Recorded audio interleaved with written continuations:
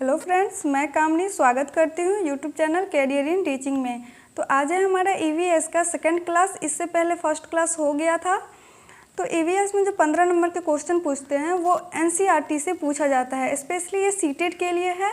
CTET के exam में 30 number से ईवीएस से पर्यावरण अध्ययन से क्वेश्चन आते हैं, जिसमें से 15 नंबर पेडागोजी से होता है और 15 नंबर जो क्वेश्चन होते हैं वो एनसीईआरटी के बुक से होते हैं। तो आज ईवीएस का सेकंड क्लास है।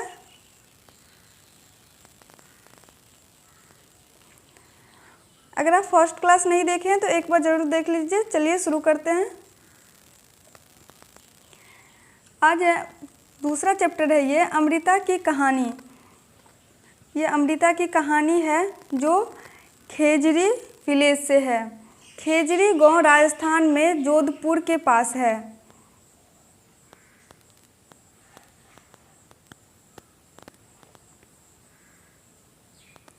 खेजरी गांव राजस्थान में जोधपुर के पास है। उसके बाद है place where built by woods at that time about 300 years ago. यहाँ 300 साल पहले लकड़ी के घर बनाए जाते थे। ये पॉइंट में ऐसे ही लिखा हुआ है, आप ऐसे पॉइंट में याद करेंगे तो अच्छे से याद हो जाएगा। इसीलिए ये अगर थोड़ा सा भी मिस्टेक हो जाती है, भूल जाते हैं, तो एग्ज़ाम में 1 नंबर चली जाती है। अब अगला है the place of this village where called Bishnoi. यहाँ जो लोग रहते थे उसे बिश्नोई कहते थे। आगे देखते हैं। ये खेजरी गांव राजस्थान में जोधपुर के पास है। यहाँ 300 साल पहले लकड़ी के घर बनाए जाते थे। यहाँ जो लोग रहते थे उसे बिश्नोई कहते थे। आगा है the khejri tree can grow up without much water. खेजरी पेड़ कम पानी में जीवित रहते थे। It's gives beans and don't get affected by insects. इस पेड़ की लकड़ी को कीड़ा खराब नहीं करता। खेजरी ट्री जो है, खेजरी पेड़, उस पेड़ की जो लकड़ी होती है उसे कीड़ा खराब नहीं करता है। अब अगला है स्टोरी फ्रॉम बोचाचा विलेज। अब बोचाचा विलेज है, ये कहानी अनीता की मधुमक्खियाँ, ये चैप्टर है अनीता की मधुमक्खियाँ, उसी के कुछ पॉइंट्स हैं, इसे देखिए। Story from Bochacha village in Muzaffarpur district in Bihar.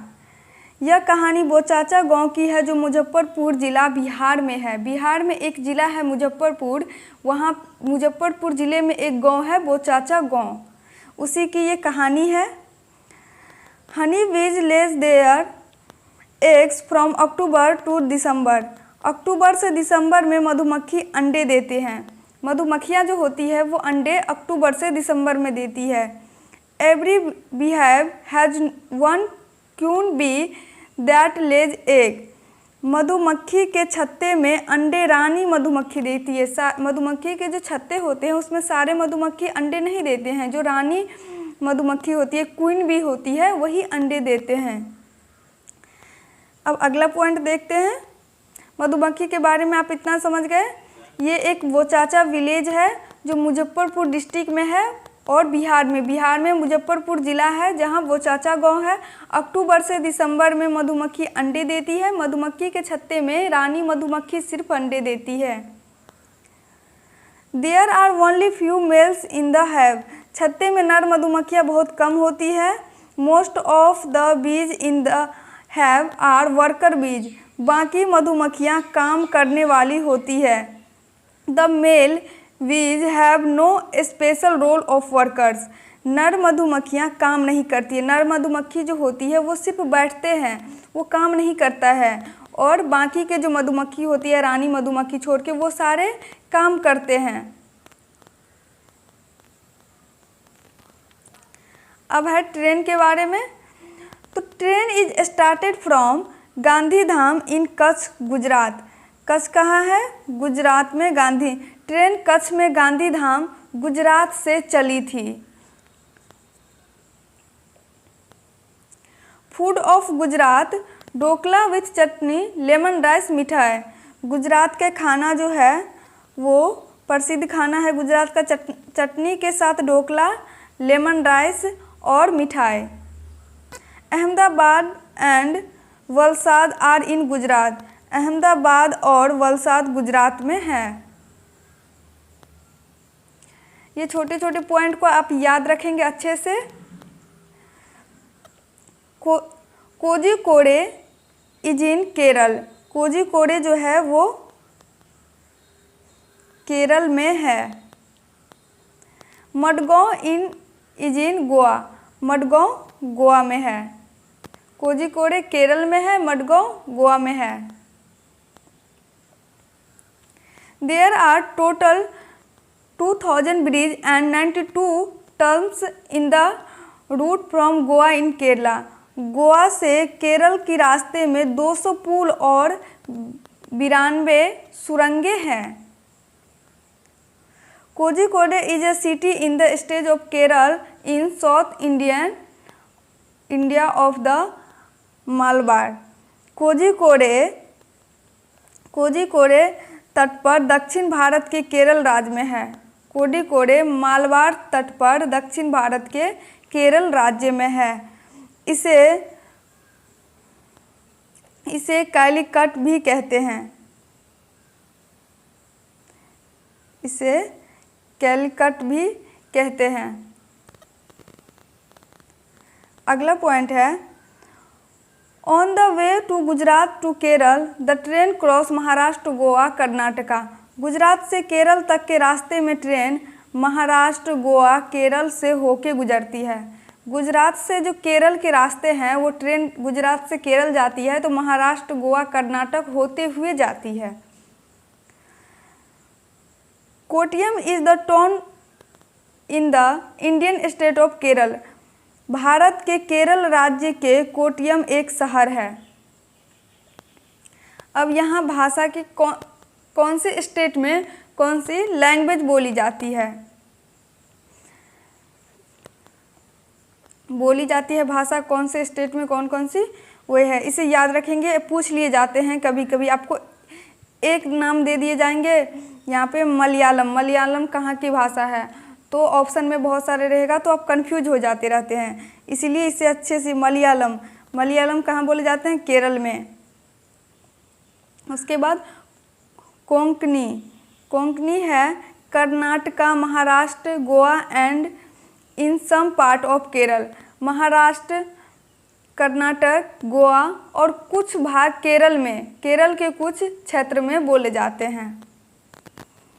Marathi Maharashtra, Goa, दमन, द्वीप, दादर, नगर हवेली बोले जाते हैं। मराठी जो है वो महाराष्ट्र में, गोवा में, दमन में, द्वीप में, दादर और नगर हवेली इतने में मराठी बोले जाते हैं। उसके बाद है गुजराती गुजरात में बोले जाते हैं। कन्नड़ ये कर्नाटक, आंध्र प्रदेश और तमिलनाडु और महाराष्ट्र के कुछ क्षेत्र में बोले जाते हैं। इस चीज़ को आप याद रखेंगे।